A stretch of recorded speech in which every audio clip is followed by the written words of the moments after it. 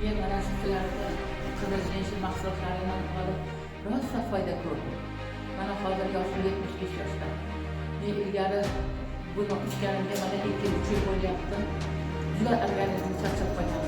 Hozir mana shu ko'llar, yurishlar, tashki toqimlar, hattoki otlar sochini tayyorlab qilib qo'yishgan.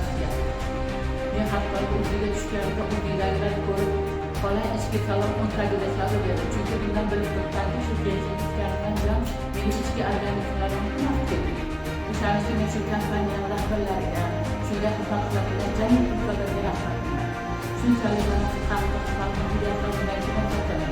Avvaldan bittadan ishqoni beruvchi Alloh lekin sizlar sababsizlar.